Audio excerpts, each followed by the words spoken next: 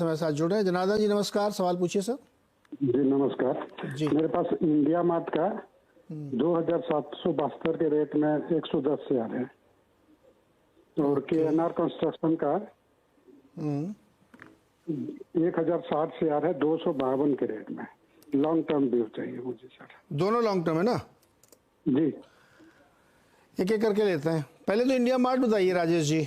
2772 पे खरीदा है। देखिए नीरज जी, मुझे लगता है इंडिया मार्ट, अगर आप वीकली चार्ट देखते हैं तो मुझे लगता है जब तक ये 2500 का लेवल मेंटेन किए हुआ है तब तक उसमें कोई दिक्कत वाली बात नहीं है। इनफैक्ट इसे एक ब्रेकआउट की जरूरत है और वो है 2700 2720। आई थिंक इसी के आसपास उनकी एंट्री है। तो जैसे ही ये ब्रेकआउट मिलेगा उसके बाद मुझे लगता है ये जो टारगेट देगा कम से कम 3000 से लेकर 3200 का होगा, लेकिन थोड़ा वक्त लगेगा, आपको थोड़ा होल्ड रखना पड़ेगा।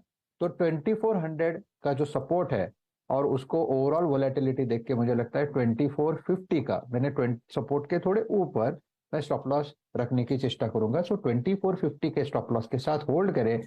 जैसे ही 2720 का लेवल निकले फिर आप स्टॉप लॉस को ट्रेल करें। तो counter looks good to me. The second one is KNR construction, right? Second one is KNR construction, 252 पर खरीदा है।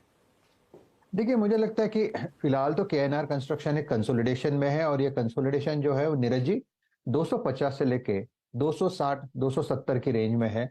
तो ये 20 रुपए 15-20 रुपए का जो कंसोलिडेशन है इसको ब्रेकआउट की जरूरत है। तो फिलहाल तो मैं ये कहूंगा आप बने रहे 250 का ही स्टॉप लॉस रखे और 260 270 ये रेंज जैसे ही निकले तो 270 पकड़े। 270 का लेवल जैसे ही निकले फिर मुझे लगता है ये 300 तक भागेगा। तो काउंटर में कोई दिक्कत वाली बात तो नहीं है, लेकिन फिलहाल ये कंसोलिडेशन में है। So for me it's a hold.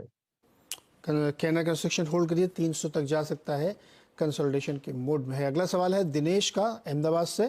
Dinesh ji नमस्कार। जी नमस्कार जी सर, मेरे पास इंडसइंड बैंक है, 350 शेयर है, 1050 रुपए के है। और दूसरा शेयर मेरे पास है सेल, वो मैंने 135 में 1000 लिया हुआ है। तो ओके, क्या करना चाहते हैं? जी, मैं 2 महीने रुक सकता हूँ। 2 महीना?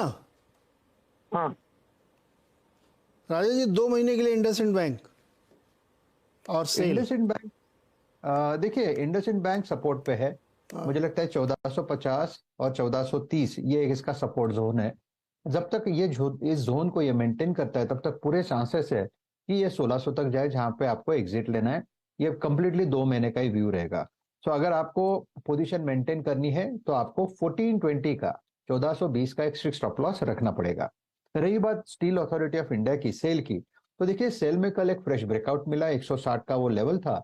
एंड अकॉर्डिंग टू ब्रेकआउट इसका जो नेक्स्ट टारगेट होगा वो रहेगा करीबन 175 का। 175 से लेके 180 पकड़ के चले।